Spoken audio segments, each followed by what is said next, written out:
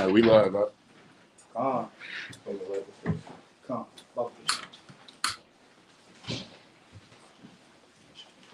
Yes, Father. Come.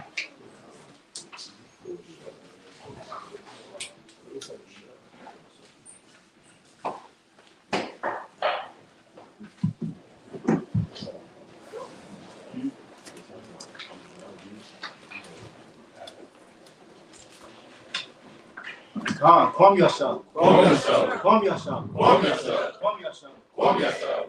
Hallelujah. Hallelujah. All praise to the Most High God, man. Feast of dedication, man. All right. All praise to the Most High God, man. You come.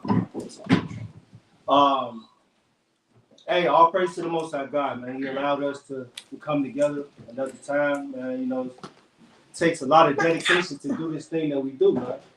Right? We living in captivity. Ain't nobody in here rich by any stretch of the imagination. Right? So we got to actually dedicate funds to be able to endure this 8 days, man. To enjoy this 8 days. Not just endure, but enjoy it. Man. Right? So all praise to the Most High. Right, so the title of this lesson, right, is going to be Recalibration for Rededication. Right?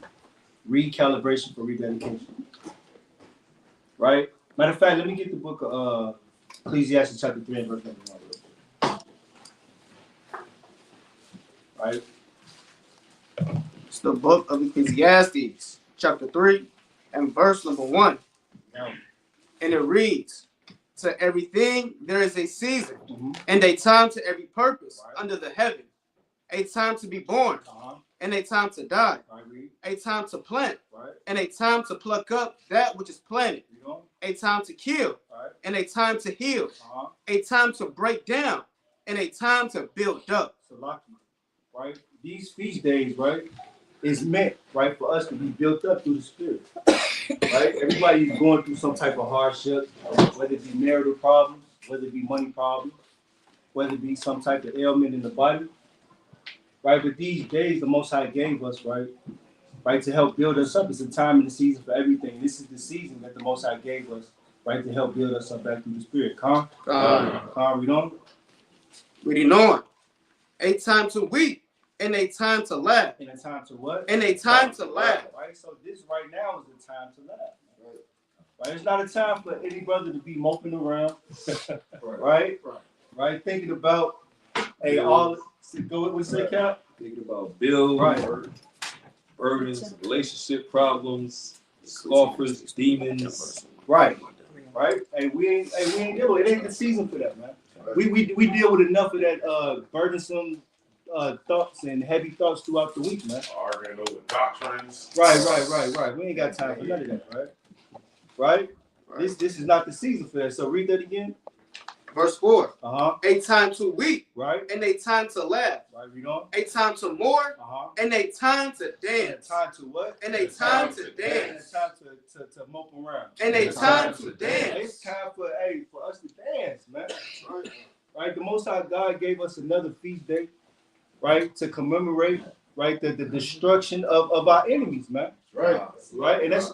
Go ahead, King. And you even allowed us to be here another dedication. We lost a lot of people from last dedication to now to the death angel. That's a fact. A lot of brothers, a lot of brothers and sisters have left us, man. Right? But it's a time to do what? Read that again. The last part. And it's a time to dance. Right? So after the lesson, we're gonna eat food. Right, we're gonna play some music. Brothers gonna drink some yarn, some kazak yarn. Right. And then we gonna turn up for the Lord, man. Right. So right. So the title for this lesson, right, is Recalibration for Rededication. Right, because right throughout this walk that we have, right. In order to stay dedicated to something, right? Sometimes you have to refocus on it, right? Sometimes you can, you kind of go off the path, you're just walking, right? Just and sometimes a one step is a little too longer than the other one, right? You kind of go a little off the path, right? So let me read this definition, right, of caliber, right, and calibrate, right. This actually a dictionary that I got from my auntie that passed away, my great auntie that passed away, right. This is an old Merriam-Webster, right, from the Actually, I'm gonna show you, right, from the 1960s, man. Right, so this book is really important because we know, like throughout history, Esau like to change definitions, right? So it'd be certain things that used to mean something back in the day, they're gonna change the meaning nowadays to fit their agenda, right? So this is back before they knew. Hey, I mean, we was reading at the time, but we wasn't really seeking books out like that back in the day. So my auntie, she was a teacher, right? So when she died, she had a bunch of encyclopedias and things like that. Now just so happened to get my hands on this through the spirit of power, y'all about some right? This is the definition of caliber, right? It says, I'm gonna read definition number 2. Actually, the definition number 4, right? Caliber, definition number 4. Quality and ability, right? So the caliber of somebody, right? Right, it determines you use it to determine the quality or the ability of this thing, right? So moving forward in this truth, right, we have to understand, right, what caliber we come from, right? What quality what cloth are we built from, right? Because we not built from according to the precepts the caliber of people that just give up, man. We come from fighters, man. Right. We come from warriors, man. We come from righteous men, right, Reed? Go ahead. You got it's the book of Genesis, chapter 32. Uh-huh. And I'm gonna start at verse number 28. Uh-huh. I'll let you know. It's the book of Genesis, chapter 32, and verse number 28. Uh-huh. And it reads. I start at verse 24. Verse 24. And Jacob was left alone, and there wrestled a man with him until the breaking of the day. And when he saw that he prevailed not against him, he touched the hollow of his thigh. And the hollow of Jacob's thigh was out of joint as he wrestled with him. And he said, let me go, for the day breaketh. And he said, I will not let thee go, except thou bless me. What do you say? Except thou bless me. So that's where we come from. That's where we come from, was Jacob fighting an angel and commanded that blessing. Read on. And he said unto him, what is thy name? And he said, Jacob. And he said, thy name shall be called no more Jacob, but Israel. What? But Israel. For as a prince hast thou power with God, right, and with men, and hath prevailed. Read that again. And hath prevailed. Sometimes we forget that part, that Israel also means and has prevailed, meaning we're winners, we're champions in the spirit. That's the caliber of spirit that we come from. That's why the Lord demands perfection from us. You got it, King. I just want to let you back on that, man. Like, we really got to think about that. Speak up. We really got to think about that. Like, if Jacob wrestled with a righteous angel and prevailed over that angel for a blessing, how much more power you think we got over a left-handed spirit? Right. Hey, can you read verse number 24 again? Genesis 32 and verse 24. We have to really paint the picture of how we even got the name Israel. Where does this come from? You know? And Jacob was left alone, and there wrestled a man with him until the breaking of the day. No, this was a 2-minute fight. Until the breaking of the day. You know how long he had to work for that? Until the breaking of the day. That's a long period of time. You wrestling the angel throughout the night. We're spiritually in the night season. All you see is damn demons, man. Right. And we have to wrestle these demons and have long patience with it to get the reward that we're fighting for. That's how Jacob's name was turned to Israel. That's the caliber of spirit the Lord wants all of us to possess, Khan. You got some cap? Yeah, let me get 2nd Ezra 7-57 real quick. And man, Jacob, like you said, it wasn't a 2-minute round. Right. No Mike Tyson. It wasn't no exactly. It wasn't no Mike No Mike Tyson. Tyson. He had to fight that angel to the death. The angel said, "Nigga, what did you do? I gotta get back." That was a Holyfield fight. Holyfield Literally. go 14, 15 rounds. Hey, we was going into it. A good fight is not going to be a fight that lasts 2 seconds, man. It's going to last to the 12th, 13th round. And that's what a fight that the Lord wants to see us put up, man, through His Spirit. And let me tell you what's crazy about Jacob. Remember, Esau was chasing after Jacob, but Jacob is a new man. He's a man with children now. He got no responsibilities now, right? That angel that's holding him back, his family is watching him fighting this angel. And he's like, I can't let y'all down because what? I got more to lose now. When it was just him and Esau, that's just a one-on-one, 1v1. But now he's a grown man. He got family. He got responsibility. He got new experience, right? He's not just fighting for himself now. He's fighting for the whole nation. Right. So he told the angel, I can't let you go. I got too much to lose. I can't go back home empty. You already know, wife, shit, you ain't gonna hear it. You better come back with something. You was out there the whole time, better come back. We got kids to feed. All right? So he told the angel, I ain't letting you go, bro. I need this. I need this, goddamn it. And I need a blessing. Because remember, Esau was trying to kill him. Right. But what the Lord showed Jacob, you had the blessing the whole time. What was Jacob born with? Strength. He was stronger than Esau from the beginning.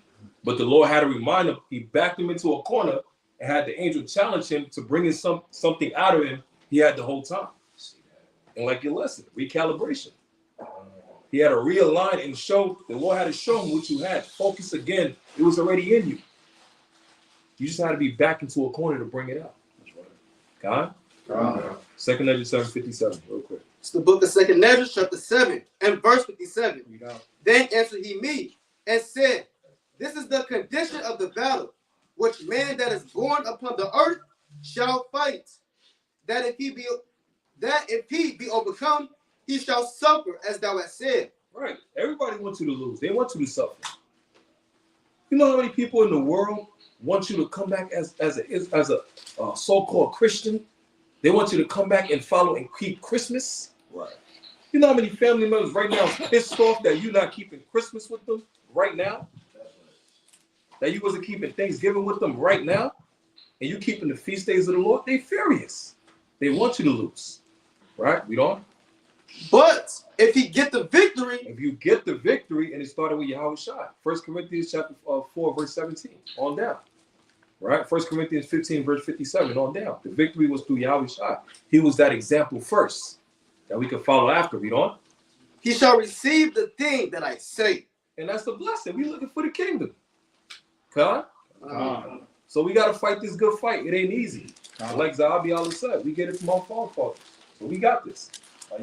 All praise to the Most High.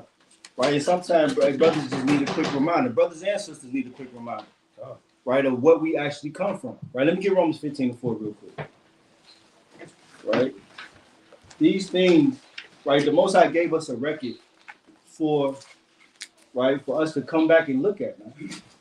Right, Esau did, they did a mighty thing, right, on the left-hand side, right, painting themselves in this book, right, because they know if we see ourselves in this book, right, we're going to stand up and do what we're doing right now, come back to our heritage and realize what cloth we actually made from, right? Can you read that, Bubba Shaw? It's the book of Romans, chapter 15, and verse number 4. For whatsoever things were written aforetime were written for our learning, that we through much patience and comfort of the scriptures might have hope. Right. Now the God of patience and consolation grant you to be like-minded one toward another. Like what? To be like-minded one toward another. Right. So the Most High gave us these things, man. Right. So we could be like-minded one to another. So we could be like-minded with David, man. Right. When we facing adversity. Right. So we can know, hey, that when we going through something, hey, no matter what it is, hey, Lord willing, He allow us to wake up the next day. He give us a chance to repent from that thing. Right. Right, he gave our sisters mighty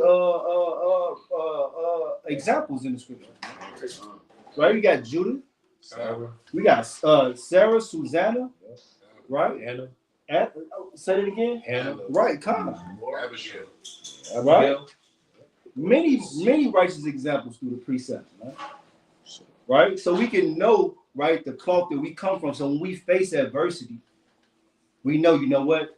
I can get through this because she got through this. Calm. You got something? Okay, calm. So what? Calm, go ahead. This 1 Corinthians chapter 10 and verse 11 is kind of going what you're talking about, how these things were written for us to learn, right? For us to know about, right? I mean, what would we do without these precepts? The Lord called you into this truth and you had no form or examples of how to live in this truth. And you just had to figure it out and be perfect at the same time. That would be too much to bear. Right. So the Lord had to leave records for us to understand, you know, who we were in the spirit and who our forefathers and foremothers were. That's 1 Corinthians chapter 10 and verse 11. Now, all these things happen unto them for examples, and they are written for our admonition, upon whom the ends of the world are come, and the ends of the world are come upon us. So these things are written for our warning, right? For us to understand how we should live, how we should even fight in the spirit. Hey, it even tells you in Job, I'm not going to pull it, Job, I believe, chapter 31, that his words are written for wicked men. His answers are written for wicked men. So there's literally no excuse he can even give, you know, when you're fighting these demons or temptations, because our forefathers already went through it. You know what you got? Khan, you got something? No. All right, Khan, all praises. I'm gonna read this definition, right? And calibrate, right? So now, right, you have to realize, like I say, the caliber is knowing the quality, right? Or the ability of it, right? But calibrate, right? Let me see what I use definition number 1. Right? 1 is to determine the caliber of, right? 2, to fix, check, or correct the graduations or measurement, right? So sometimes in this walk, right, we have to readjust, man. Right? Everything, you're not gonna always need the same tool for every job.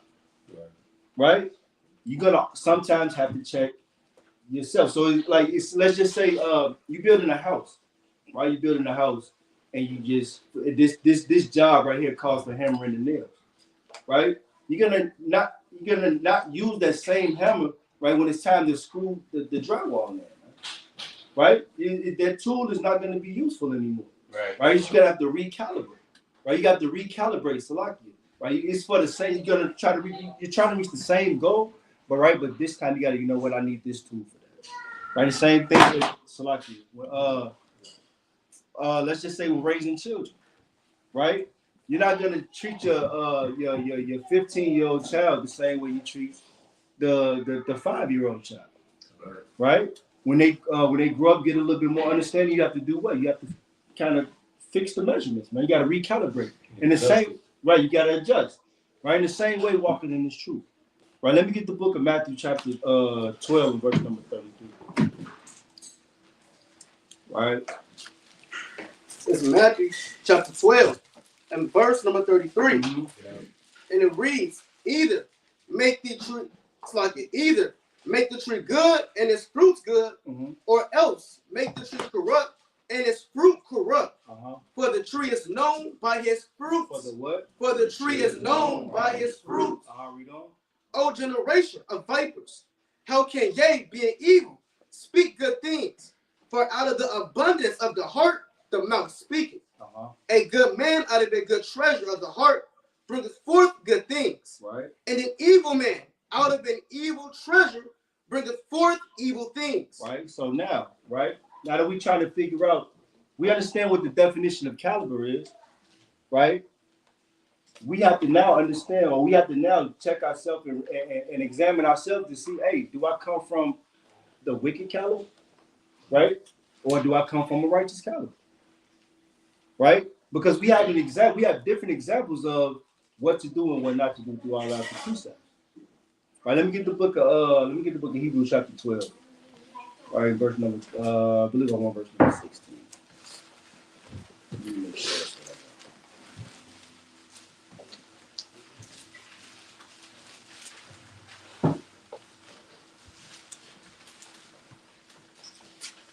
Actually started verse number started verse number 6. Started verse 12. It's the book of Hebrews, chapter 12, and verse number 12. Wherefore, lift up the hands which hang down, and the feeble knees, right, and make straight paths for your feet, and make straight paths for your feet, Lest that which is lame be turned out the way, but let it rather be healed. So like, my bad. Read that again. Hebrews 12:12. Uh-huh. Wherefore, lift up the hands which hang down, and the feeble knees, and make straight paths for your feet. Salaki, right? So when we going through this thing, right? It's gonna be times where you're gonna be down, right? There's times when we're gonna be down. We're gonna be down. We're gonna want to give up. You may need to call a brother in the middle of the night. You may be weak in the spirit, right? But the scriptures is telling us to do what? Read that again. And make straight paths for your feet. Do what? And make straight paths for your feet. Get back on track, right? Get back on track, because actually, I want to give me James chapter 8. It's like John 8. John chapter 8 and verse number 40. It's the book of John, chapter 8, and verse number 44. Uh-huh. Ye are of your father, the devil. What is that? Ye are of your father, the devil. Right, so what does that mean? Right, what does it mean to be of your father, the devil? Somebody, you full of lust, right? Coming in this thing, right? You're being disobedient, right? Strifeful, violent, right? Drunkards, vengeful, right? Some people are cut from that caliber, right? I called that precept, the other precept too quick, right? Some people are of that caliber, right? But with that being said, right, even though some of us fall short, right? Even though some of us actually give in to these spirits at times, right? How do we know that the Most High is actually dealing with us? Right? Somebody answer that, Bump Michelle. Say that again. Go ahead. When he corrects you, When he does what? corrects you, chastises you. When he chastises, right? Right. Let me get Proverbs 3 and verse number 31. Bump Michelle. Let me get Job 5 and verse number 17. It's the book of Proverbs, chapter 3, and verse number 31. Uh-huh. Envy thou not the oppressor, Uh-huh. and choose none of his ways. Do what? And choose none of his ways. Salaki, I called the wrong one. 3 and 13. Verse 30. Come. Yeah, come. Proverbs chapter 3 and verse 11. 11. Yeah, read verse 11. Proverbs chapter 3, verse 11. Uh-huh. My son, despise not the chastening of the Lord, Uh-huh. neither be weary of his correction. Do what? Neither be weary of his correction. Right? Read on. For whom the Lord loveth, he corrected. He what? He corrected. Right? So some of us actually do some of these things I just mentioned, right? Some of us are disobedient at times. Right? Nobody in here is perfect. Right? I don't care how many precepts a brother knows, right? That brother is not perfect. Right? I don't care how much money you think a brother has, that brother's not perfect. I don't care how many wives you think that brother has. I don't care how many times you see a brother wife in order, right? That sister ain't perfect all the time. Right? That brother ain't perfect all the time with her. You get what I'm saying?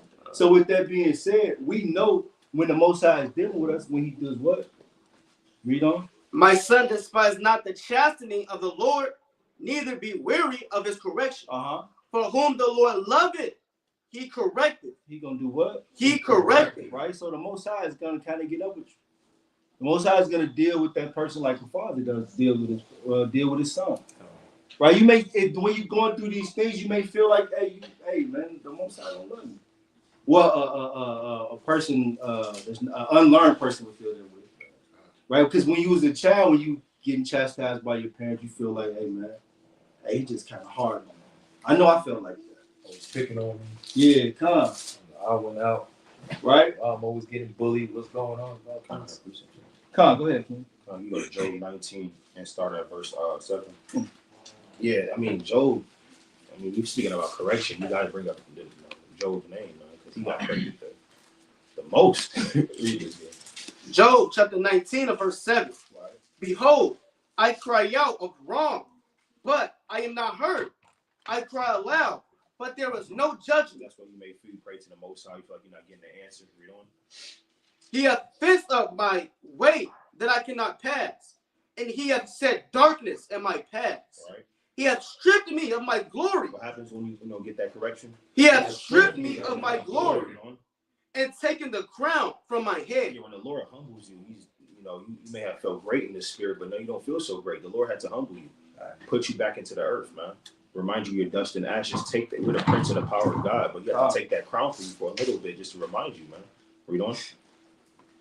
He hath destroyed me on every side, and I am gone, and mine hope hath he removed like a tree. Read on. He hath also kindled his wrath against me, and he counteth me unto him as one of his enemies. Although we need that correction, sometimes that correction can feel like the Most High is at war with you. You know, read on. Verse 12.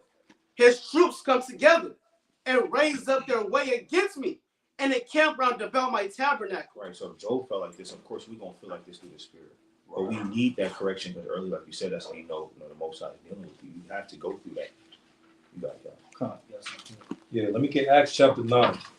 I know everybody familiar with this story. Let me get Acts chapter 9 and verse 1. It's the book of Acts, chapter 9, and verse number 1.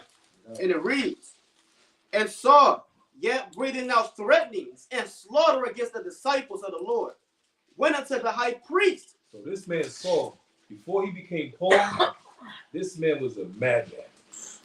That man had a zeal. He had a one-track mind. He had a if you not on my side, you gotta die. Right? He even hired mercenaries with the high priest. Even the mercenaries like, bro, look, man, we can't be traveling across the world to find the disciples, bro. This is too much, man. You gotta give it a break. Go get a wife or something. Go relax. Take a vacation, bro. You always mad. He said, man, to hell with y'all. F y'all. I got this. Y'all scared as hell. Right? Read on. And desired of him letters to Damascus, to the synagogues, that if he found any of this way, whether they were men or women, he might bring them bound into Jerusalem. So he was on a one-track mind to hunt Israelites that believe in the Messiah, right? To arrest them. They had the videos on a TV show. He was stomping out chicks. He was on the horses, having horses stomping people out, knocking out their chest in while he was punching people around and locking them up and killing them. This is Paul, right? Read on. And as he journeyed, he came near Damascus, and suddenly there shined round about him a light from heaven. And he fell to the earth, and heard a voice saying unto him, Saul, Saul, why persecutest thou me? So the symbology with this precept, Saul is on his high horse, right? He's proud. He's boisterous. He's focused, zero-line and focused, but in wickedness. He has no understanding of the wrongs that he's doing. Yahushua had to intervene to stop this madman, right? The Lord had to knock him off of his high horse.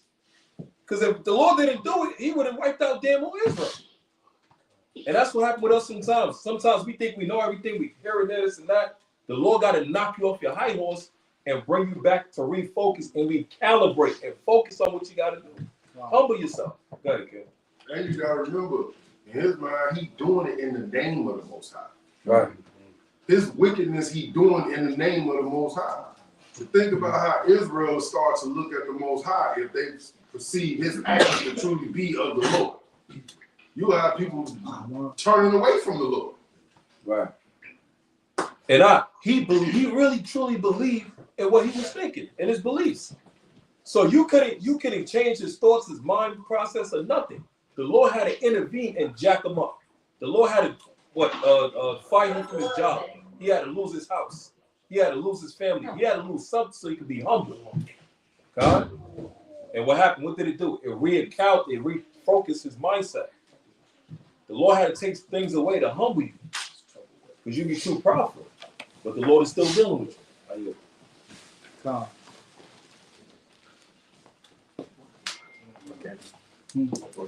Yeah, Khan. Take it. Hey, Khan. Right? So with that being said, we know the Most High is dealing with us, right? Like the brother just said, right? So elegantly, right? Like brothers is bringing out when you getting chastised, when you getting corrected for your behavior, right? So with that being said, right? You have something? Yeah, that quick precept. Go ahead. Let's get the book of Hebrews chapter 12, and start at verse number 5, right?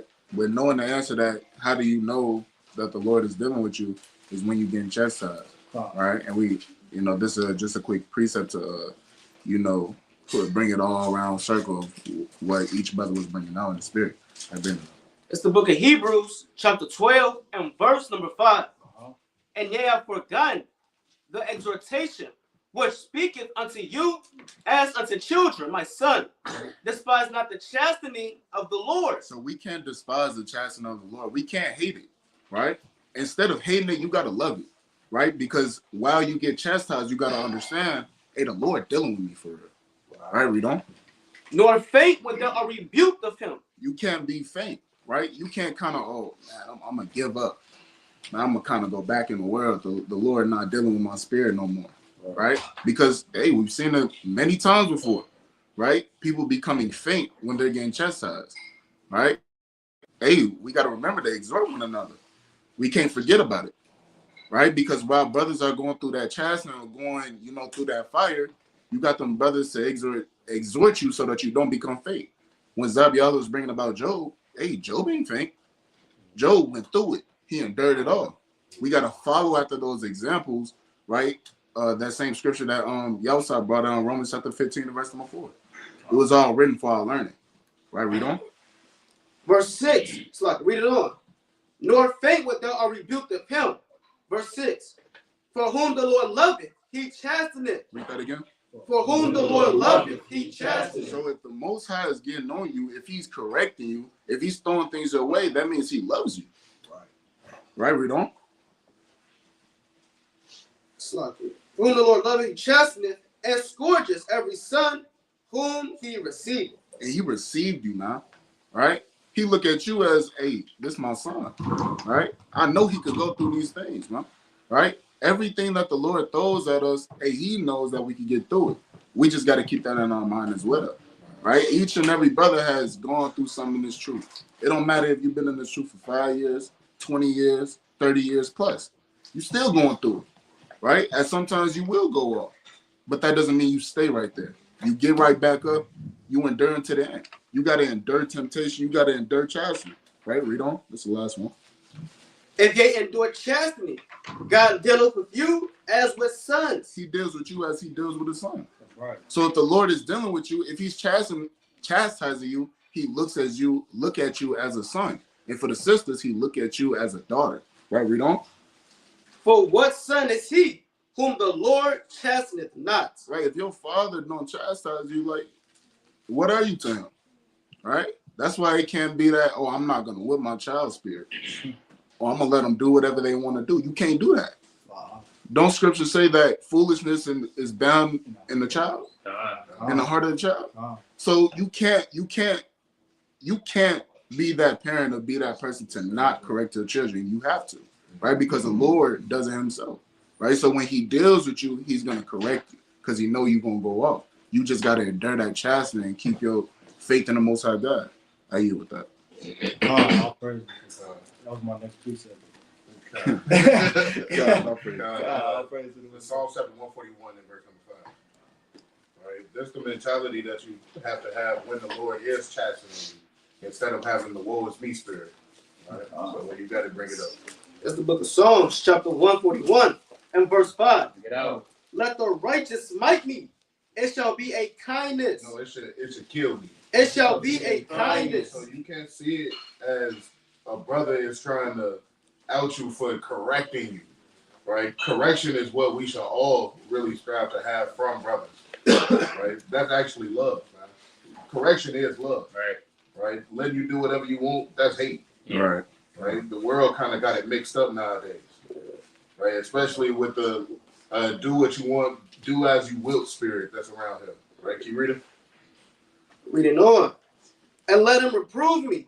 It shall be an excellent oil. Hey, with that reproving, man, it'll make your countenance shine after you do the things that's required for you to be reproved. Right, Can you read it? Which shall not break my head. And it's not going to kill you to take that correction. Read. For yet my prayer also shall be in their calamities. See that? So you should even pray for the brothers that do correct you in the days of their calamity. Return the favor. Right? Jump to verse 8 for me. Verse 8. But mine eyes are unto thee, O Most High, Yahweh, and thee is my trust. Read. Leave not my soul destitute. You leave what? Leave not my soul destitute. Because you don't want the Lord to abandon your soul. If you're not getting corrected, and if you're not getting chastised, then the Lord and done there abandoned you. Right? He left you for the wind. He don't have no hope in you no more. So always pray that the Lord give you chastisement, because sometimes Israel sees that as a tough prayer to pray. You got to ask the Lord to try you, to see where your heart is at, man. Right? Where your heart is, and so is your treasures, man. Well, is what Christ said, roughly paraphrasing. You want to make sure that your mind is in the right place, especially walking this walk that we walk. How you? Hey, Con, that's a mighty point, right? So that's how we know that the Most High is dealing with, and we got to take it on the chin as men and as women, man, as adults, right? As children of the Lord, man, as people that have an inheritance in front of us, man, that's striving for the kingdom of Yahweh Shem Yahushua. Right? Because your father, like a righteous father, don't just beat you, just to beat you. Right?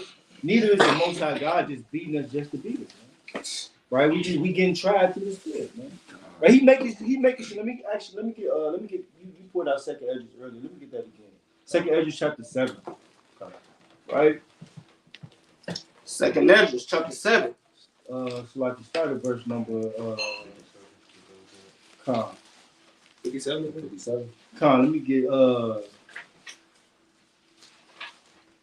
yes, give 57. Second Ezra chapter 7 and verse 57. Then answered he me and said, this is the condition of the battle. No, let me get Second Ezra 7 and start at verse number 6. Second Ezra chapter 7 and verse number 6. Mm-hmm. There's also another thing. A city is builded and set upon a broad field, Mm-hmm. and full of all good things. The entrance thereof is narrow, and is set in a dangerous place to fall. It is what? It's set in a dangerous place to fall. Right? So it say that the city, right, is set on the hill, right? The kingdom is set on the hill, right? And the way to get to this kingdom is narrow, right? And it's set in a dangerous place to fall, which is where we are right now, right through the Spirit. Right? It's a bunch of wickedness. It's so many ways. It's 1,000 ways to die. It's only one way to get to the kingdom. And it's through this way. You got something? Right? It's through this narrow way right here, right? Read. Like as if there were a fire on the right hand. Like if there was a what? A fire on the right hand. Which is gang violence, right? Which is fornication, Right. right? Which is whatever, all manners of wickedness, right? Right. And what else? Christian church. Right? And on the left, Uh-huh. a deep water. The what? A deep water. Which is the Christian churches? Which is these religions? Which is these philosophies that we get caught up in?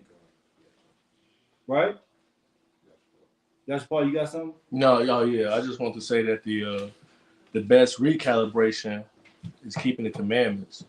It's just like when brothers you break your leg or your ankle, Mhm. that cast is there to straighten your bone out. That's a fact. You get it, your back messed up. You go to the chiropractor to straighten up that back. You know what I'm saying? So it's the same thing with the commandments. When you get off track, the commandments is really to straighten you back to get back on track. That's a fact. So it basically just comes down, getting back to the basics. It's just coming back to God's laws and keeping the commandments. In a nutshell. So healing hurts, man. Facts. All right, you gotta walk on that leg that you just broke, man. You can't avoid pressure forever. Pressure, like Kev saying, man, pressure either burst pipes or make diamonds, man. And so, healing hurts sometimes, but you gotta endure that thing. There you go. Calm, right? Right, keep reading on in that, Papa Bishop. Verse 8. And one only path between them both, Mhm. even between the fire and the water, Right? so small that there could but one man go there at once. Right, so like brother said, right? Out of all these things, right, to do wickedness, right? It's really only one way, like Yahshua Paul just said, to recalibrate, to actually make it to this promised land, to make it to this kingdom that's set on the hill, right? Right, to this rulership, Right, read on. Verse 9. Uh-huh. If this city now were given unto a man for an inheritance, Right. if he never shall pass the danger set before it, how shall he receive this inheritance? Right, so if you never actually have to go through the things that we go through in this captivity, right? To show the Most High that we actually dedicated to keeping these laws, statutes, and commandments. To show the Most High we actually dedicated to keeping the dedication. Right. This is not easy to do by no stretch of the word. Man. It's certain brothers was blessed enough to be able to take up all 8 days. Some brothers got to work every day. Right? Minus the 7-day Sabbath. Some brothers may have to actually do that. What's up, King Shalom? Right? Come on. God, can we go to Acts chapter 14 and 22? 81. It's a check behind The book of Acts, chapter 14, and verse number 22. So like the brother saying, it's only one way to get to the kingdom, right? There's no other way that you could get the kingdom of heaven but through tribulation. You can't, there's no shortcuts, there's no easy routes. I mean, in life, you shouldn't want anything easy. Like people tell you, stuff that comes easy as it comes, that's as easy as going to be taken away. So anything that you get, you want to make sure that you work for that. Anything I get, I got to work for it. If I don't work for it hard, I don't want it. Because it's always pros and cons that come with it. So that's the same way in the spirit. Anything that you receive, you want to make sure that you work for it. The kingdom is far greater than what you're going through right now. That's Romans 8:16, right? The Lord said, "For I reckon that the sufferings of this present time is not worthy to be compared," paraphrasing it, to the glory that shall be revealed. So we have to go through these things in order to get the kingdom. Like the brother said, that fire in the water. You can bring that out, Ken. It's the book of Acts, chapter 14 and verse 22. Conforming the souls of the disciples. Right, and the brothers, mighty brothers doing the lesson, they confirming everybody in this room. All right, through their tribulations, their testimonies, encouraging them to what?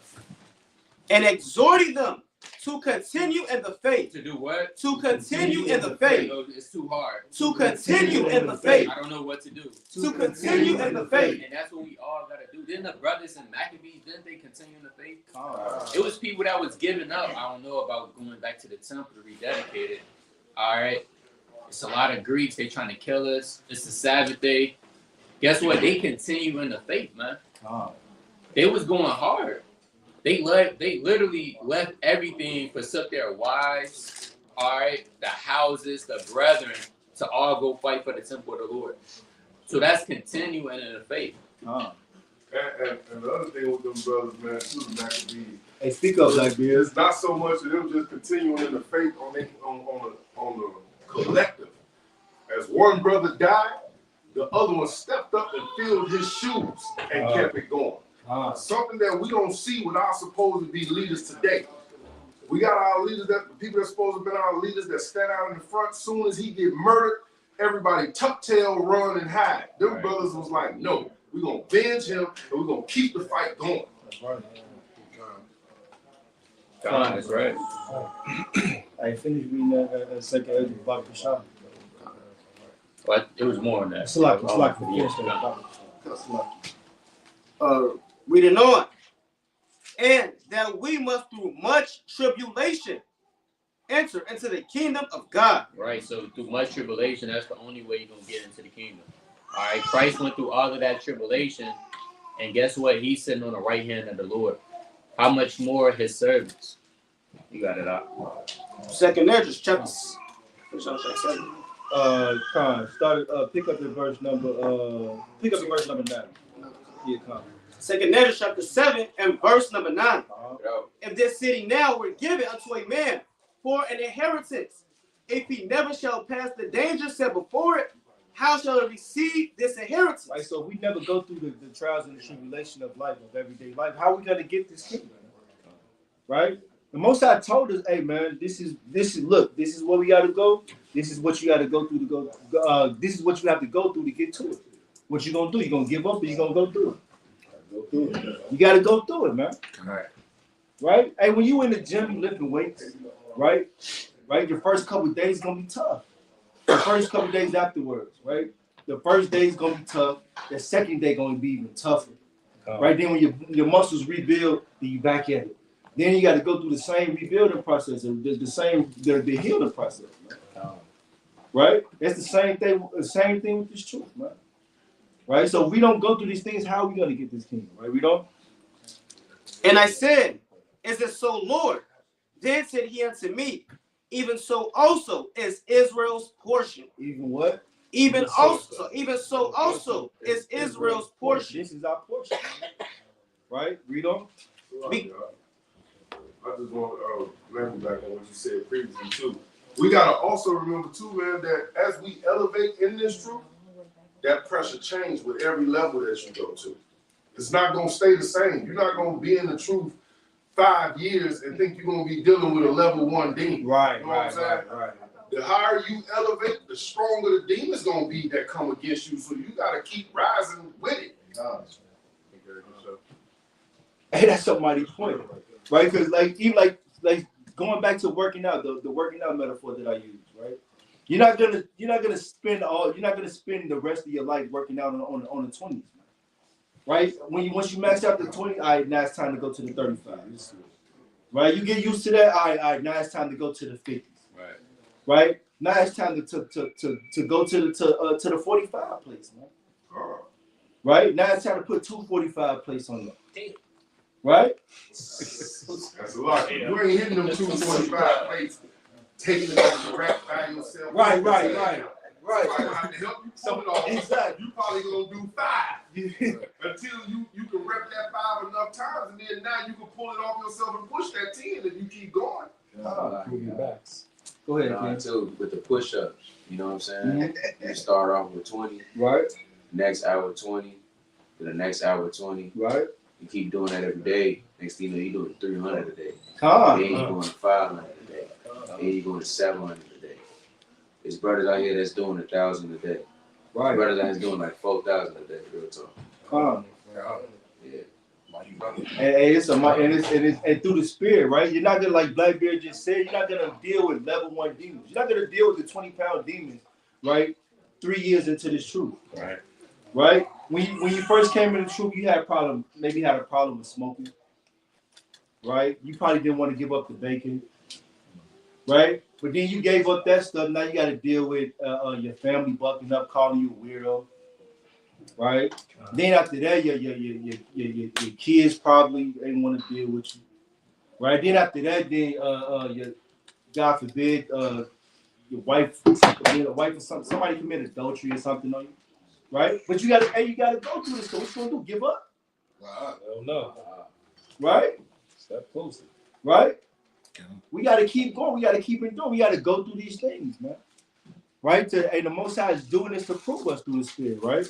Right, read on. Read it on. Real quick. Go ahead, Ken. I just want to say this on that. Israel, we gotta not expect that to come from the Israelites that's not in the truth. Right. I think that's such a dangerous thing. Like, we get in this comfortable zone as being law keepers that we think that all our trials and tribulations only gonna come by what we see, the ones that's not keeping the truth. Right. Sometimes it's gonna come by way of those standing next to you on that line. Right. And that hit us even harder because we don't expect it to come from a brother that's supposed to be moving in the spirit. Right. So keep that in mind. I was gonna say he's coming to take 2 out of every household. Right. Mquas, pick up in verse number 11. Verse 11. 2nd Ezra 7 and verse 11. Because for their sakes I made the world, and when Adam transgressed my statutes, then was decreed, now it's done. That now is done. So in the beginning, the Most High just gave Adam, right, the dominion. Right? He breathed in him the breath of the life, which is the law, statutes, commandments, right? And set him in the garden and say, look, take care of them. Right? Rule over the people. Right? Read on. Then were the entrances of this world made narrow. So when he fell off, so when Adam and Eve did what they did, the entrance, hey, you know what? They gotta earn it now. We have to earn it. Right? The entrance was it went from wide to, you know what, I just made a man, we're gonna put him there, right? To now these people are gonna, the sons of God are gonna have to earn this. Right? Read on. Then were the entrances of this world made narrow, full of sorrow and travail. Full of what? Full of sorrow and travail. No, it's easy. Full of sorrow and travail. Right. Now it's gonna be a piece of cake. Full of sorrow and travail. Hey, the things that we go through, hey, are the things that we're gonna have to go through to get to the kingdom. It's full of sorrows, full of travail. If you're an Israelite and you're not getting beat up, hey, you might be a heathen. Right. Right? Yo, and you might be Ham. God, You go through this truth scot free, no punches, no legs, no, you ain't lose a damn thing. right. Check it back, man. That's a fact. Right? So So how making many no complaints. so how many people in here right now ain't going through nothing? I saw that, man. Right? Right? Right, but hey, read that again, Baba Gashar. Full of what? Full of sorrow and travail. Uh-huh. There are but few in evil. Yeah, but what? There are but few in evil. Few and evil days. We ain't got many days on this earth. Right? But the days we got, they tough. They tough. Right? Hey, what you say, Cap? We'll have to fight that good fight. You got to fight the good fight. Right? And sometimes, hey, we got to, hey, get knocked down, get back up. Right? Put your hands back up, put the chin back down. Right? And keep fighting, man. Recalibrate. What did I do this time? What did I do this time? It got me hit in the face. I didn't leave. I didn't parry. Right? Right? Next round, man. All right, cool. I ain't gonna fall for that no more. Like if you look at the world, there's nobody in this world that holds any type of a championship title that haven't took a loss. It's not gonna happen. Calm. You're not gonna go through no portion of your life where it's just all wins. Right. Especially if you're an Israelite. You don't want all wins. Good fact. If you got all wins, the Lord ain't dealing with you, man. He said his children are gonna go through trials and tribulations. So if your feet is just kicked up always, the sun always shining on you, man, the Lord ain't dealing with you. Right. You need to be walking real weary. That's a fact. That's right. Right. You got something? Nah, it's Oh, Connor. No, so what I was going to, what you just saying, like the best teams in like sports, right? They're gonna get times where they're gonna get punched in the mouth, but they always find a way. Right. Always find a way to get the chip at the end of the day. They always find a way to win games. Right? When the teams adjust, they readjust. Right. Playoffs. Right? They got a counter for every counter. That's what makes Michael Jordan the best player to ever do it. That's right. That's right. Right? That's right. Right? Another element to that too is surrounding themselves with the right players. You see that? They surrounded themselves with the right players to build that team. That's a fact. That's why we supposed to gather together. That's try right. each other's spirits. You know what I'm saying? Right. Reprove, rebuke, and exhort each other. Uh-huh. Because we looking to build that championship team in this truth, man. And Lord willing, we all make it to that day. We all endure by way of holding each other up and holding each other accountable. And brothers be humble enough to receive that. When that accountability is called up on you to recognize that, brother, you're going to hell off. Don't get proud and become combative. Humble yourself down and know that your brothers, like the boy was saying, they rebuking you because they love you and they want you to make it. Calm. Cat, go ahead. Quick point, just with a quick sports analogy. With Michael Jordan, like what y'all was saying with recalibration, right? Are you gonna run from the challenge, or are you gonna go against the challenge? Or are you gonna fight against it, right? Or are you gonna accept the challenge? What was one of Michael Jordan's biggest challenges before he got that way? He couldn't shoot an outside shot. No, we talking about a team. What? Yeah, he was shooting by himself. Yeah, he couldn't shoot that shot. That's true. With that Detroit Pistons. Now, if they shut him down with going to the hole, he had to go back and recalibrate his whole game to build the outside shot just to deal with Detroit, stopping him from going to that hole to score. So he had to do what? Self-evaluation, self-reflection, self-examination. Right. Guess what? All them hits he couldn't take when he was going into the hole, he had to bulk up. Yeah, and he had to persevere through that too. He had to because he was persevere. walking on something that he wasn't used to. Right. So what happened now? The next season he played Detroit, he's bigger now. Right. He's able to take them hits. Right. Right? He's able to move smooth and all of this. Smooth, collect this, full like a butterfly stand, like a crossover, the jump shot, and all of that. He still got the motivation, but he was just missing the extra push. That was the body, the physical. It actually made him more dangerous. Exactly. But he had to build up for that. That challenge, don't run from it, accept it. God, that's what we got to do. That's right. And after he got over that hurdle, back to back. Larry Bird talking about that wasn't a man. That was God. That was Black Jesus. Right. You know, Magic Johnson, Larry and Magic Johnson competing against each other. Michael come in and he shuts everything down. Now what happened? He has the edge on them mentally because he already beat them mentally. They were scared to death. Don't say nothing to that guy. He gonna hit you with 60 points. Right. Don't say nothing. Hey, don't talk about his mother. And then he'll lie when you say you talked about his mother and beat your whole team with 80 points. Because now he got the edge mentally now. He had to overcome that hurdle. That was a part of the recalibration, man. God. Right? They talking about he up in his mind. If they make a shot, he tell himself that they talking about his mama. Right. That's how he going hard, man. Right. He had to recalibrate Their hearts out, man, with that fadeaway. to give himself an extra edge, man. He had to sharpen his swords. So Well, that's to beat your symbolizes. enemy, you gotta understand your enemy, man. He understood every player that he played against. He knew their weakness and their strength. Khan, that's right. Khan, you got something? Yeah, Con, this is the book of Acts 14, verse 22. This Call it again. is the book of Acts 14, verse 22. And Just brought it up. oh, they just wrote it out. That's the Bring spirit. it out again.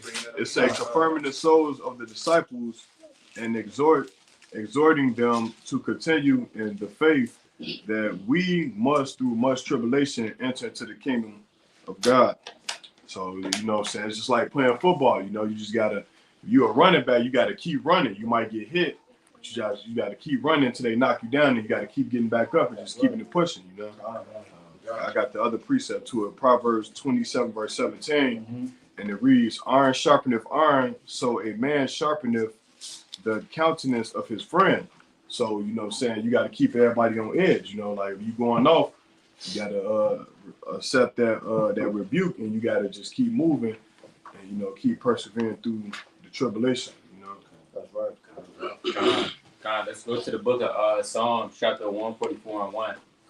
Right, so like the brother's saying, you got to learn how to fight in this truth, man. When you come into this truth, you don't know how to fight. In the world, we was getting beat up by spirits. Spirits out running all through us, all over us. Didn't know how to control ourselves. Didn't know what was going on. So what God is going to do, like the father he is, any father is going to teach his son how to fight. That's right. When he little. If you don't, guess what? Your son going to have to learn how to fight as he get beat up, getting older. So, what the Most High has to do as that father figure, he has to now teach you how to fight. But in fights, you're going to lose some fights. You're not going to win every single fight. Right. All right? You're not Yahweh Shai. Right. You're going to lose some fights. But guess what? Those fights, like the boxers, Terrence Crawford, all right, what's his name? Canelo, Tank Davis. You know, these different boxers or fighters that fight, they study their opponent. They learn from their previous match. So you can bring that out, King. It's the book of Psalms, chapter 144 and verse number 1. Blessed be the Lord, my strength, which teacheth my hands to fight. Which what? Which teaches my hands to fight. To war. It's like to war. It's like blessed be the Lord, my strength, which teacheth my hands to war and my fingers to fight. And the Lord is teaching you how to fight in this truth. It might not seem like it, but he's teaching you. Every time you fall victim to a spirit, then you get back up, then you attack it at a different angle. You learn to know how to fight. So then, when you do throw the right hook, you could kind of slip it, throw the uppercut, get up out of that. It's a spiritual war. Like I tell brothers all the time, you can't fight a spiritual problem physically. It's not gonna work. We know how to fight physically, but guess what? We don't know how to fight spiritually. Right. It's a whole different ball game. Right. It's strategic now. Because guess what? Right now, as we doing this lesson, Satan is plotting on how to get somebody at the spirit 2 hours from now. Right. While we're not even thinking about it. So you got to be literally in the spirit at all times, or Satan gonna have the ups on you every time. Spiritual war is thinking. That physical war is an emotional thing, bro. Like when we get pressed up against that wall and things ain't going how we supposed to as men of the Lord, we can't allow our emotions to lead us. We want to punch a hole in the wall. Right? You got to really think about what you face with and think of a righteous way of dealing with it. If you lower yourself down to that level, you may not never be able to come back up from that unrighteous place. With that trying to match their energy and moving in an effeminate manner. So right here, real quick. That's why Sirach tells you to not make haste in the time of trouble. Right? Just let me back in off of what my brothers are saying. Right? Because once you make haste in the time of trouble, you're going according to your own mind. Right. Instead of cross-referencing your thoughts with the scriptures. Right? And in regards to what the mighty brother, right? The mighty brother Tagoma brought up, right? In regards to it being a spiritual battle, not so much even a carnal or physical battle. When you read the book of Isaiah chapter 5, man, and the Lord sings the song to his beloved, and he talks about the stones, that chapter is like triple fold. It's crazy, right? It can tell you how to deal with another person, with your rib, how the Lord dealt with us, and how you can deal with your own spirit. The Lord, I'll paraphrase, he said that he removed the stones from the land, from the vineyard, right, that he planted. Them stones are different obstacles as well in your life, obstacles and even spirits. So I'm going to grab one precept, because we use this in a carnal sense, but it's definitely a spiritual sense too. Because when you read Isaiah chapter 5, those stones are actually talking about the Canaanites up in the land. Right, so this is the book of Judges chapter 3, starting at verse number 1. Now these are the nations which the Lord left to prove Israel by them, even as many as Israel as had not known all the wars of Canaan. Right, only that the generations of the children of Israel might know to teach them war, at the least such as before knew nothing thereof.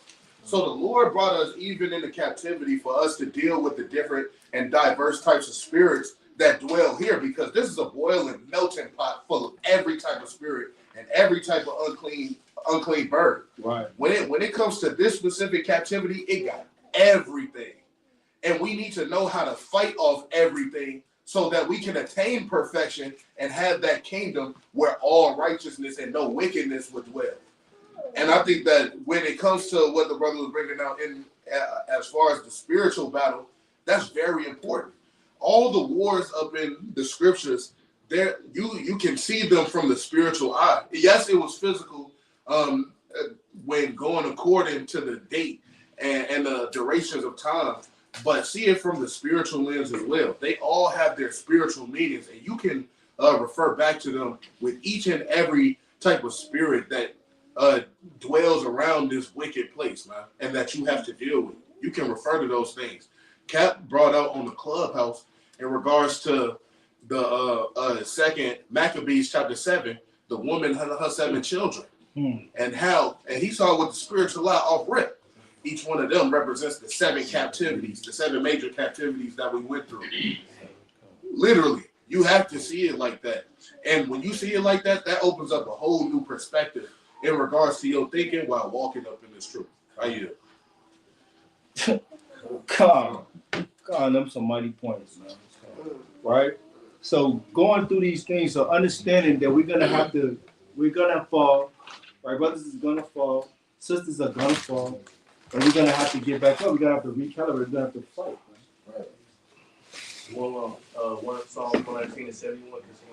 Come, 119, 171? 71. 71.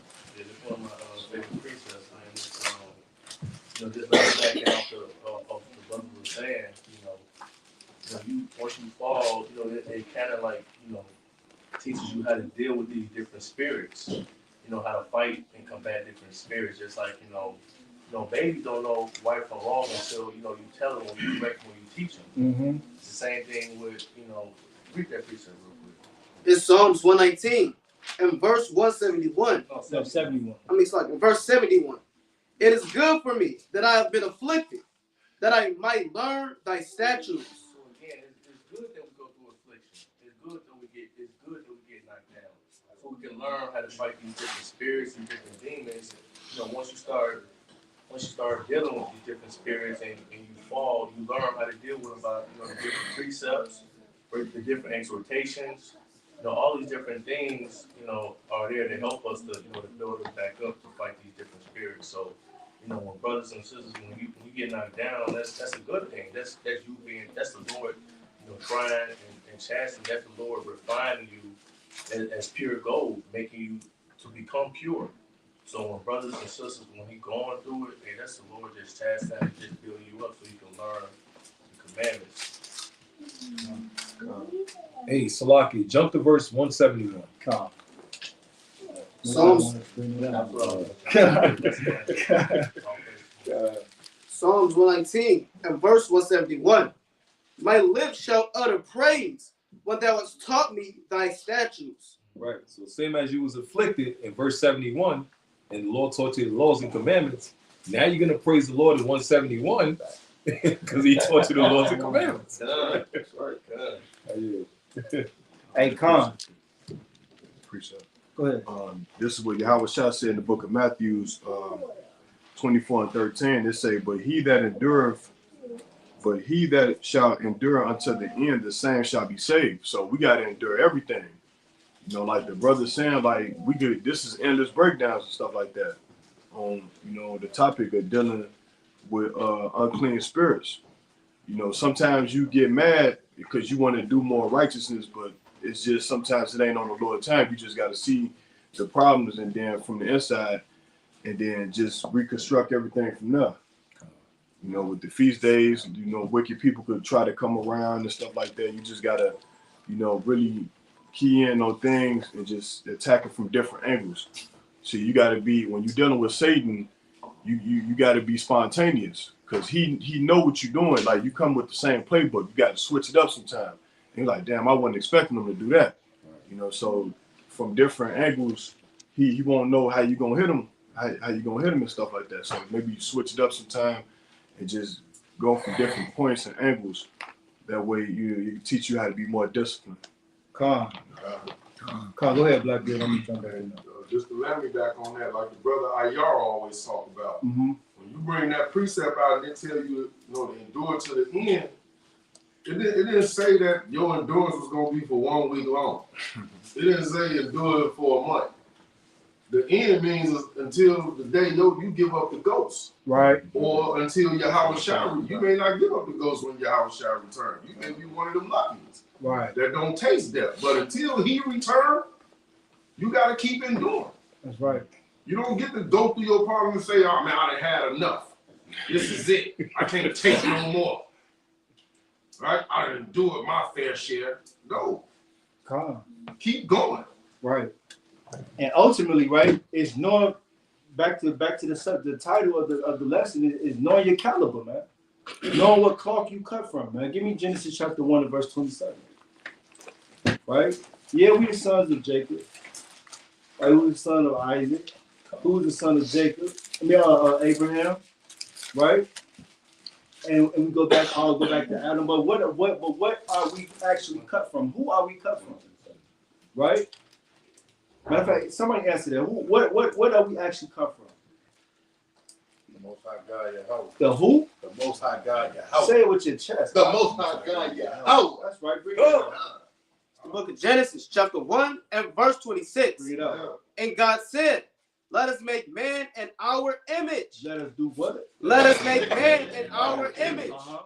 After our likeness. After what? After our likeness. Not after everybody else's likeness. After our likeness. No, after Satan's likeness. After our likeness. Right, read. And let them have dominion over the fish of the sea. No, let them be scared of everything. Let them have dominion over the fish of the sea. Let them be on the bottom.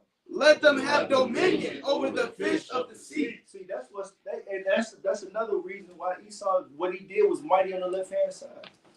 Right? Because we don't know, right, that we are the people of the Bible. On the grand scheme, right? We went through our whole lives thinking we was cursed people because they told us that we come from Ham. Right. Right? Not knowing that we are the children of the Most High God, and the Most High God breathed the breath of life into us as a people. He gave us his law, statutes, and commandments. He dealt with us as a people and nobody else. Man. Right? So read that again, Baba Bashar, from the top. Genesis 1 and verse 26. And God said, let us make man in our image, after our likeness, right? And let them have dominion over the fish of the sea, and over the fowl of the air, right? And over the cattle, and over all the earth, and over every creeping thing that creepeth upon the earth.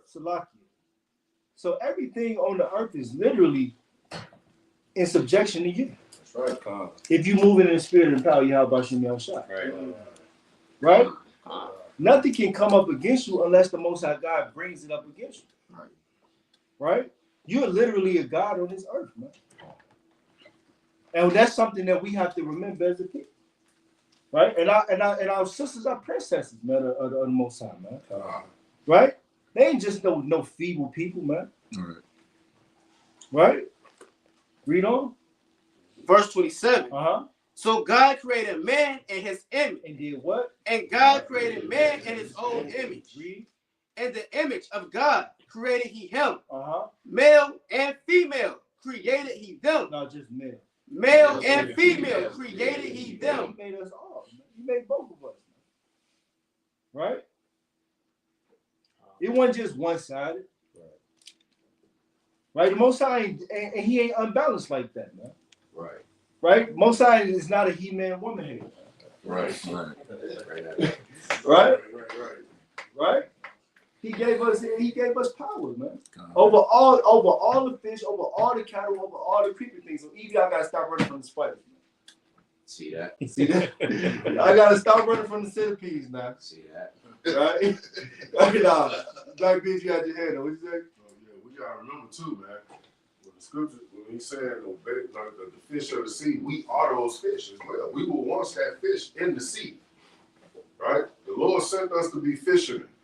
God, that's spiritual. Somebody fished every last one of us out of that sea of wickedness. That's right. You know what I'm saying? This is Hebrews 13 and 17. It says, obey them that have rule over you and submit yourselves. So when we talking about those people that's fishing you out, and like I said, as long as it's in righteousness, you're supposed to humble yourself down to that wisdom that they're trying to pardon you because they speaking thus say the Lord. All right? For they watch for your souls as they must give account that they may do it with joy. The day that the Lord called every last one of us into judgment, every last one of us is going to be called to testify possibly against each one of us. Facts. Brother, you've been around. Was that brother humbly receiving that rebuke, or did he buck up and get proud and refuse to deal with brothers? When he had an art with his brother and he took it to him, did he humbly receive him, or did y'all have to actually go through the protocol of going to get 2 or more witnesses and he still rebuked against him, and then y'all had to take him to counsel? Right? As they must give account that they may do it with joy. I want to be happy, Lord willing, in that day and be like, yeah, man, Lord, the brothers was moving mighty in the spirit. What we didn't understand, brothers humbly received that wisdom, and we strive hard to perfect that understanding in our walk, right? And not with grief, for that is unprofitable for you. Because if a brother is trying to build you up in this truth, man, and he doing it in righteousness, and it's not a malice intent, to try to embarrass you or belittle you in no type of way. I think that plays to laboring and knowing those that you laboring with. You only feel that way if you ain't spending time with your brothers. Mm-hmm. If you're not trying the spirit of your brothers and a brother come and rebuke you for make you stronger, yeah, you're going to take it as if he's, being petty with you or something like that. So just remember, man, those fish in that sea was every last one of us. And we was called unto righteousness. And those that he gave rule over us, dominion over, they doing it through the spirit of Yahweh Shai, as long as they doing it through thus say the Lord. I'll land on that. So let me real quick. Go ahead. Right. Even as a fisherman, you touching back on the title, you still have to recalibrate yourself while being a teacher. Right? That's right. And I'm personally still working on that too. Right? So that's not above me at all. Right? And there's a specific precept that made me recalibrate the way that I teach. Can you grab Hebrews chapter 13 and verse 16? Hebrews chapter 13 and verse number 16. Why you doing that? Even as a fisherman, like you throw a bait out there. If the fish don't like that specific bait, what you do? You gotta get You draw your line back in and you put a different bait on there. You recalibrate. You put a different type of bait and cast that line right back out there. And so in regards to recalibrating even yourself as a teacher, as a fisherman, right, I think this is the precept for it, right? Bring that up. It's the book of Hebrews, chapter 13, and verse 16. Read out. But to do good and to communicate, forget not. Don't forget to communicate, right? To have great communication. Right. And that's what the people that's standing on the other side of those signs. Right, keep reading. For with such sacrifices, God is well pleased. No, he's angry. God is well pleased. So what I had to learn personally is like to be at camp. You're out there for that reason. Right? And that's to make them understand it. Not so much to tear their heads off, but you want them to get it. So don't be afraid to have that conversation with them. And sometimes it becomes grievous because then they start to scoff and everything. Scoffing, that's really a scoffer's a defense mechanism for him not to feel. That's really his defense of his pride. That's really what it is. That's all scoffing is. When a person gets to scoffing, they're defending their pride. But you got to break it down to them in a certain type of way, right? Not for them to run off, even though a lot of them run off anyway. But hey, don't make them flee. Have mercy on. Let them flee from the little cuts at least, man. Right. It don't always got to be head off the body every single time, right? What one brother said is that you royal, you don't even got to do the screaming and the cussing and the yelling. That brought real perspective to me. All right, literally. So once you start to move up in the royal mind state, then you will know how to really kind of teach, like to teach. That's what I learned throughout the 3 years of teaching, the small 3 years. You know what I'm saying? Because it was hard, but it's been a long time coming, and I still have a lot to learn. All praise to the Most High. Colossians 4:6. Right. To touch on what I talk about. Let your speech always be with grace, seasoned with salt, that ye may know how ye ought to answer every man. Right? Because that's literally talking about recalibrating yourself. Everybody, you can't approach them with the same dialogue. You know what I mean? Because everybody don't have the same understanding. So you can start off speaking with a point, but if the people that you're talking to don't gravitate to it that way, then you gotta kind of shift your point, break it down a little bit different, so that it'll reach that individual. Right. And sometimes even pass the mic. If you got to, the next brother could probably deal with my brother Diana. He could deal with something. He could deal with some people that I can't personally deal with. They can't hear it coming from me, but they can hear it coming from him though. You know what I'm saying? And then vice versa. You just got to know when to. Paul said it's a humbling thing. Yeah, it's definitely a humbling thing. But Paul said that you have to. He roughly paraphrasing. He said that you're not skillful. Like you have to be skillful with the word. Roughly paraphrasing, right? And that takes a recalibration of your mindset, because the way that you've seen brothers and brothers teaching, your elders teaching, like I told the brothers, and we just kind of shifted into a new type of time where the Lord then literally made the so-called Hebrew Israelites, what they call as the Black Hebrew Israelites, kind of a household name in regards to the Bible, but they don't respect us as brothers that know the Bible, right? But we're known now. So now everybody claims to know that they're an Israelite and they're the Hebrews. We crossed into a different time. And even with the crossing into a different time, it takes a recalibration of your mindset in regards to last year and how you used to teach and coming in right now and teaching. We gotta speak the language of the people. So if you're dealing with a person that's, rah-rah, you're gonna bring that rah-rah. If you're dealing with a more of a scholarly schoolboy type of individual, you're gonna bring that scholarly type of mentality. And you know what? With that sentiment, that plays to each brother that's a part of that body. Because everybody brings something different to the table.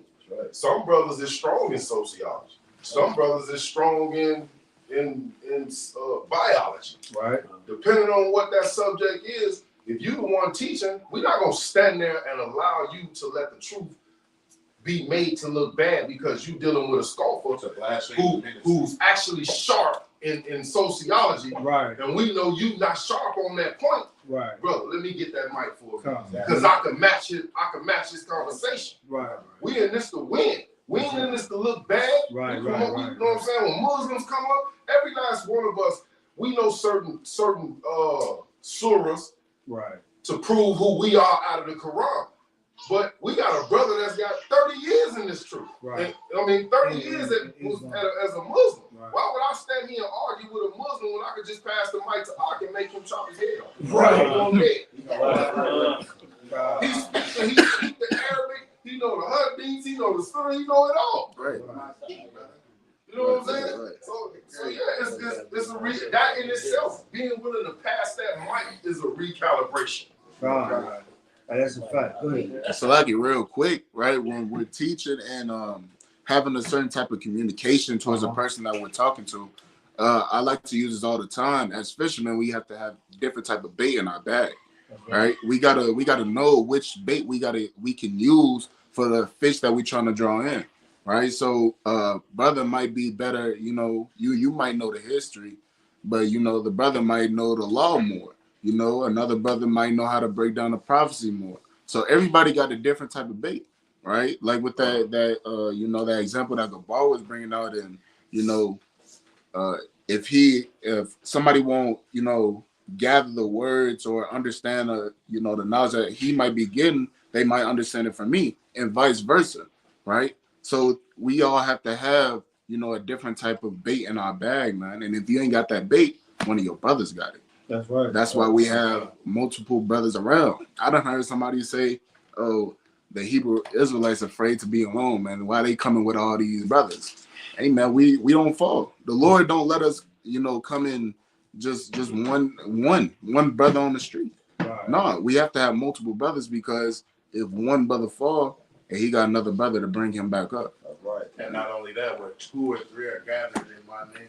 I am with you. Right. So we got to have about Shimmy Ashar when we come with numbers. That's right.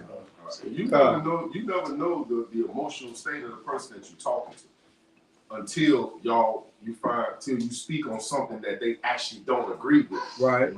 And you have to cut them on it. No, that's a fact. Like I watch Brother Tazamar when he teach, he got a laid back, smooth teaching style.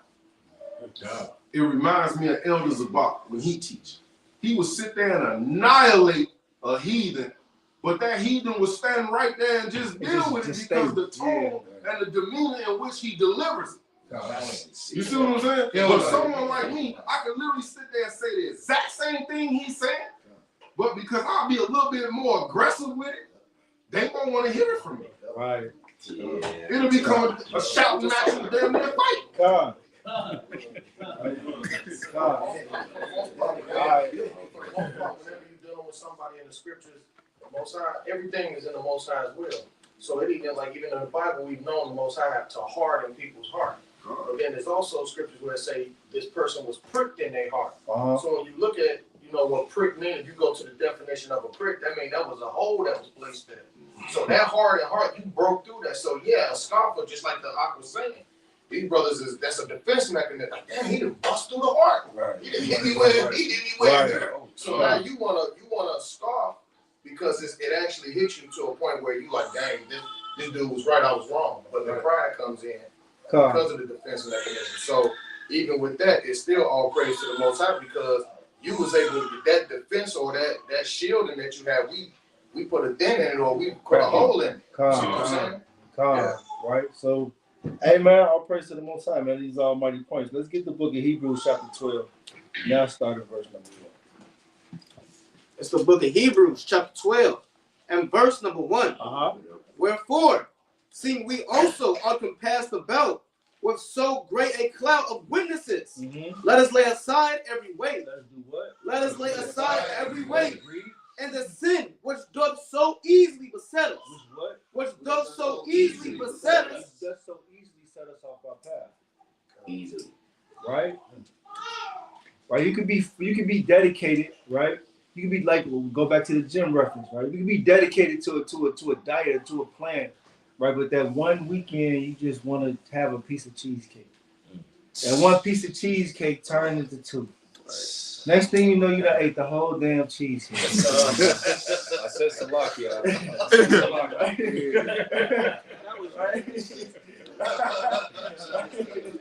Right? That's how sin works, man. Right? Sin besets us. One day we just we putting off reading for an hour to play a video game.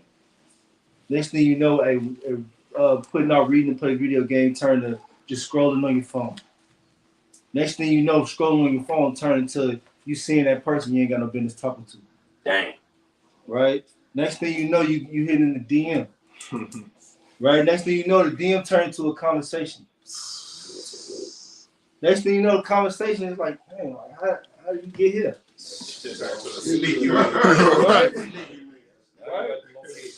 Right?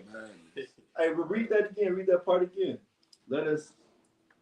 It says, let us lay aside every weight and the sin which doth so easily beset us, and let us run with patience the race that is set before us. Let us do what? Let us run with patience the race that is set before us. And it's easy to get burnt out in this thing, man.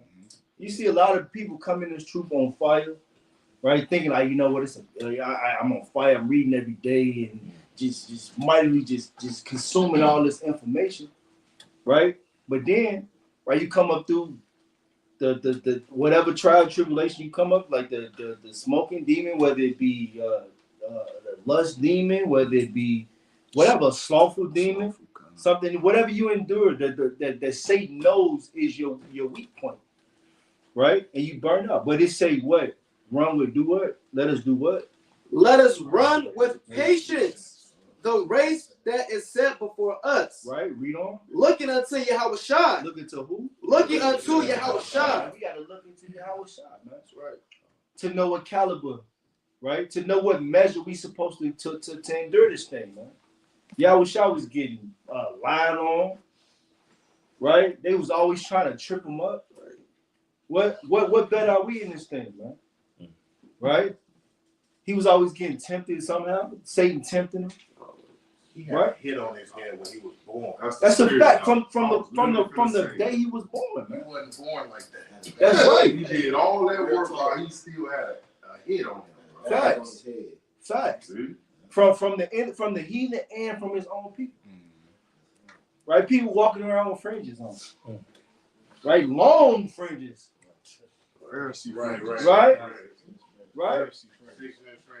Right? But read that again. Looking up to Yahushua, the author and finisher of our faith. The what? The author and finisher of our faith. Right? So we got to look at what Yahushua is doing and how did he handle it? Right? What would Jesus do? Right? That's they used to have them bumper stickers and the bracelets. Yeah, come. They had that. It was a trend back in the day. Right? But nobody wanted to do what Yahushua did. Right? But us as Hebrew Israelites, us as people who study, right, and endure through this thing, we look to Yahushua, right, to see how he handled it, how he handled this temptation, right, when they tried to kill him, right, when they tried to trip him up with the precepts, how he handled that, right, when Satan came to him to tempt him to jump off a damn mountain, how he handled that, right, when Satan came and tempted him with money, how he handled that, with rulership over the earth, how did he handle that? We have to look at that same thing. And matter of fact, I gotta get it. Matthew 4. When they came to snatch him up, they're gonna put him to death. Come. At that moment, if somebody had a hit out on you and they caught you, you ain't finna just willingly go with them. Right. You gonna fight. They're gonna have to kill you right there on the spot. Even Peter had that mentality. That's why he chopped the centurion ear off, because he had the man. He ain't going. Yeah, I was shot like, nah. We're gonna let it play out like it's supposed to play out. Come. Right. Read that Bible shot. Matthew 4. Start verse number. It's Matthew 4:1. Mm-hmm. Then was Yahushua led up of the Spirit into the wilderness to be tempted of the devil. And when he had fasted 40 days and 40 nights, he was afterward in hunger. And when the tempter came to him, he said, if thou be the Son of God, command these stones be made bread. Right. But he answered and said, so Salaki. So when is Satan coming to Yahushua? When he's in his weakest moment. Mm-hmm. He's not a fair fighter.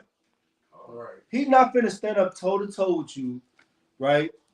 He's gonna knock you down, right? And when you're trying to get up, he's gonna try to kick your damn head off. When you're down. He gonna wait till you weak, because he gonna come over when you ain't ate all day, right? He gonna come when you ain't when your husband is whatever, your wife is dead, whatever, when your children is done, whatever the thing that irritates you the most. That's when he's coming. Right? He came to Yahushua when he had fasted 40 days, man. In his weakest moment, and tempting him with something to eat, man. Right? That's how he plays, man. He's not gonna be a fair fighter. And that's how he's gonna play with us every day. And he know you got a lust demon, he gonna play with you with that porn. You be on Twitter too long, you're gonna come across something. Right? That's how Satan works, right, Rito? Go ahead, King. So like real quick with this example that's being brought out, notice how every single temptation that Yahushua had to face, he used a scripture from the law, right, to come back as Satan with. So with man shall not live by bread alone, but by every word that proceedeth out of the mouth of God. That's Deuteronomy chapter 8 and verse number 3 on that. Right. So he noticed that each and every example that we go through, Christ, Yahushua, went back to the law. Right. So if we get tempted, what must we do? Go back to the law. And that's right. And that's the spirit. I had some more precepts coming, but later we gonna give me Baruch 4:1. Right, get Baruch 4 verse number 1. Matter of fact, get 2 Maccabees chapter 6 and verse number 12. It's 2 Maccabees chapter 6 and verse number 12. Bring it out. And it reads, now I beseech those that read this book, that they be not discouraged. That they what? That they be not discouraged. That they give up. That they be not discouraged. Right, when we go through the things that we go through, right, don't be discouraged, man. Right, let me get 1 Peter chapter 2 and verse number 20. 2 and 20. Come. 1 Peter chapter 2 and verse number 20. For what glory is it, if when ye be buffeted for your faults, ye shall take it patiently? Right, what glory is it, right, when you commit all manners of weakness, right, and you getting beat up for it, you getting your butt whooped for it, you getting chastised for it, and you take it. There's no glory in that. You're getting what you deserve. Right? There's no glory in you saying, oh man, I shot this person and I took them 20 years like a chin. Duh, nigga. You ain't have no choice but to take them 20 years. You should have got worse. You feel what I'm saying? Right? And that's how the world works though. Right? Jake want to be glorified for doing dumb stuff. Right? Slow. Right? But read on. But if we ain't do well and suffer for it. But if when we do well, like your house I did, like Stephen did, right? When you do well, right, and you still get beat for it, right? When your people, when your family want to leave you, when you keeping the law, statutes, commandments. When people down talk you, when your job want to fire you because you don't want to work on the Shabbat. When they telling you can't wear your fringes, right? Read. And suffer for it, Yea, take it patiently. This is acceptable with Yahweh. That thing right there is acceptable with the Most High.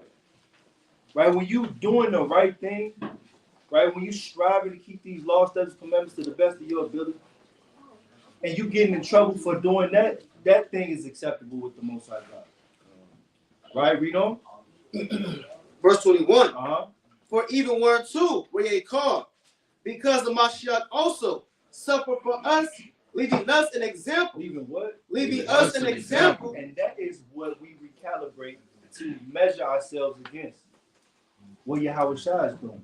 What Yahweh Shai did. Right? That is the ultimate measuring stick for a Hebrew Israelite. Right? The real, what will Yahweh Shai do? Right. Right? Is it more on that? Read. Leaving us an example that ye shall follow in his steps. Who did no sin. Who did what? Who did no sin. Neither was gout found in his mouth. That is the measuring stick. That is the recalibration for the rededication. Right? That is the ultimate measuring of how an Israelite man, woman, and child is supposed to behave in his truth. Right? From the time you were born, you had a hit on your life, whether you like it, understand it, believe it or not. Planned Parenthood was in your community. Right. The crack epidemic was meant to destroy you. Man. The hip hop horde fad that we had to go through, that was meant to destroy our community. The drill thing, the drill scene, that was meant to destroy us as a people. Say it again. LGBTQ, that's meant to destroy us. Say it louder, bro. LGBTQ, that's meant to destroy us too. Right. All those things are meant to destroy us as a community. Right, but when we endure, read verse 21 again, brother. Verse 21. For even word 2 are ye called, because Hamashiach also suffered for us, leaving us an example that ye shall follow in his steps. Right. Who did no sin, neither was gout found in his mouth. Let's go back to second Maccabees chapter 6 and verse number 12. Second Maccabees chapter 6 and verse 12. Now I beseech those that read this book. Salaki. So now I beg you, I pray you, right? Those people that read this book and understand who you are, right? Who strive to follow after Christ. Read. That they be not discouraged. They what? That they be not discouraged. Read that again. That they be not discouraged. Be not discouraged. Because you're going to go through things. We're going to go through things. We're going to fall. We're going to trip up. Right, you know? For these calamities. But that they judge those punishments. Not to be for destruction. It's not for your destruction, man. The Most High God is not just there just getting off on the destruction of Israel. Right? He didn't make us a chosen people just to leave us, man. Right. He didn't give us all these gifts, right, to be damn slaving for Esau, man. For forever and ever. We just got the most gifts, and we just the strongest, and we the smartest, and we just got the most salt for no reason. Right. The Most High God didn't do that to you. Right, read on. But for a chastening. But for what? But for a chastening. How do you know when the Most High is dealing with you? But for a chastening of our nation. Of our what?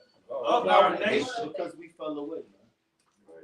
Right now, let's get Baruch chapter 4 and verse number 1. We're going to get ready to close it up.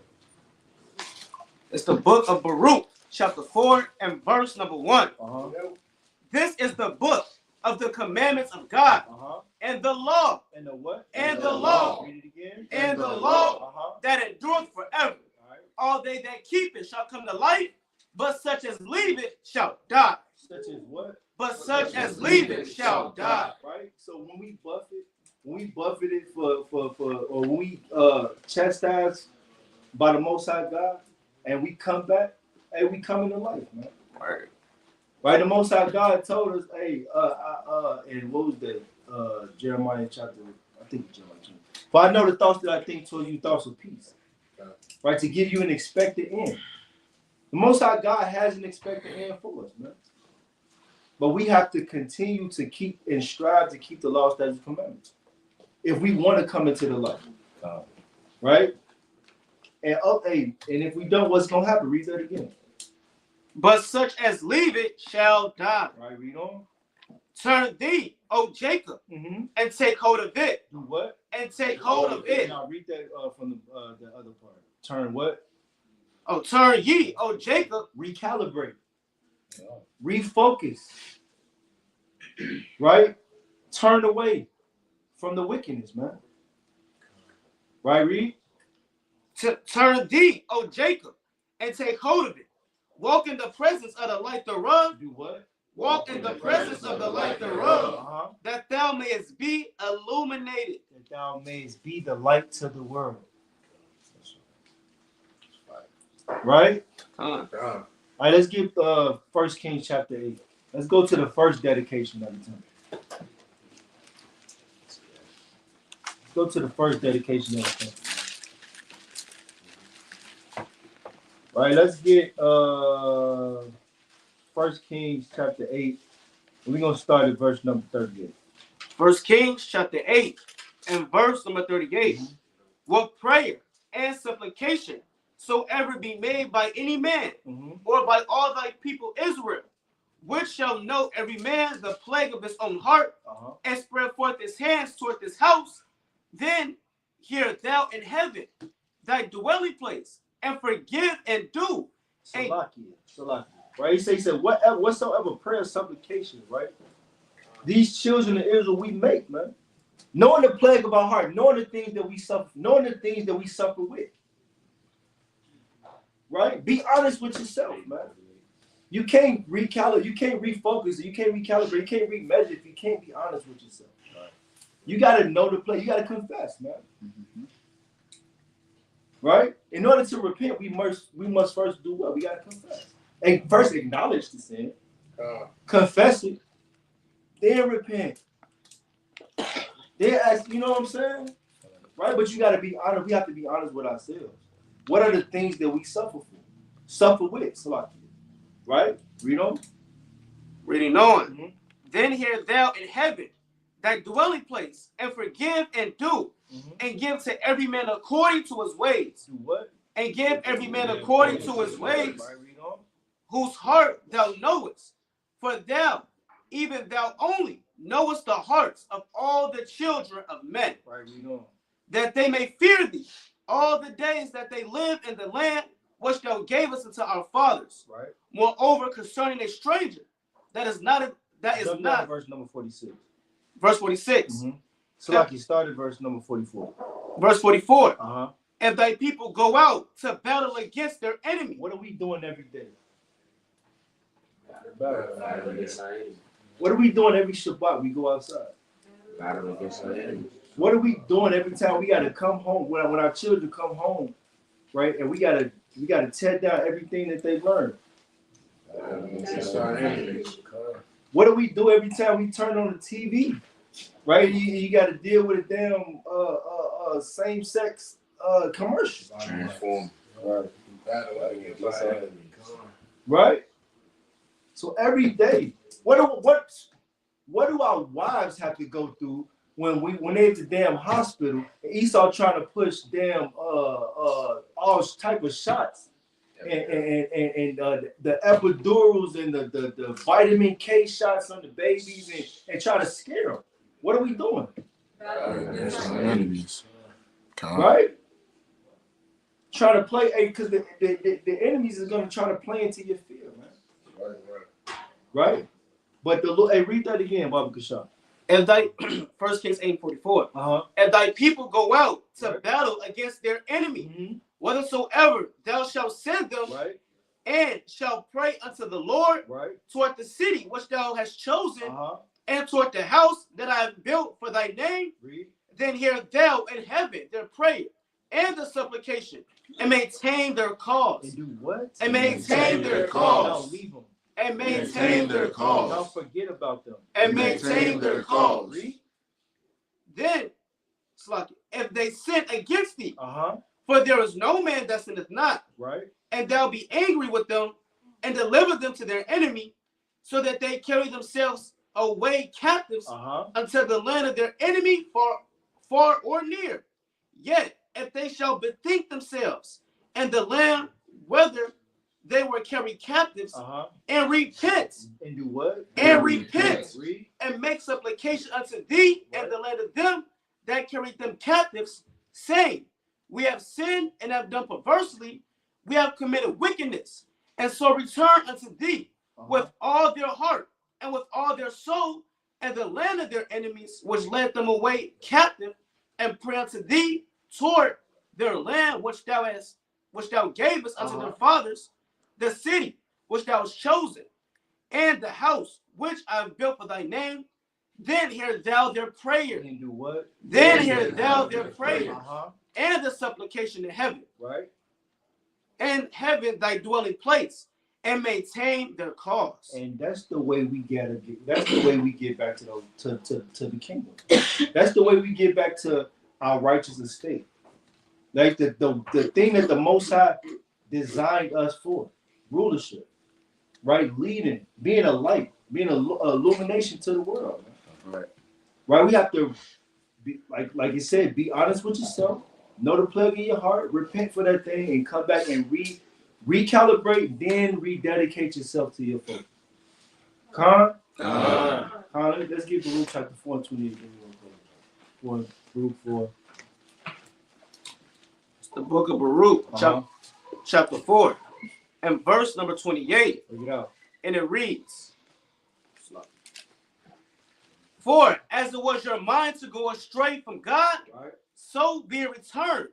Seek him 10 times more. What? Seek him 10 times more. What you do when you recalibrate? Seek him 10 times more. Right? Seek the Most High 10 times more. Right. Every time the Most High allows us to repent, every time he allows us to come back, every time he allows us to pray and wake up in the morning, seek him 10 times more, man. Right? Read on. For he that hath brought these plagues upon you shall bring you everlasting joy. Shall do what? Shall bring you everlasting joy again with your salvation. Come on, man. So with that, hey man, let's enjoy the rest of this feast, man. Man, all praise to the Most High God. We gonna shut that lie down. We gonna do the prayers, and hey, we gonna eat, man. Pom yashala. Pom yashala. Pom yashala. Pom yashala. Pom yashala.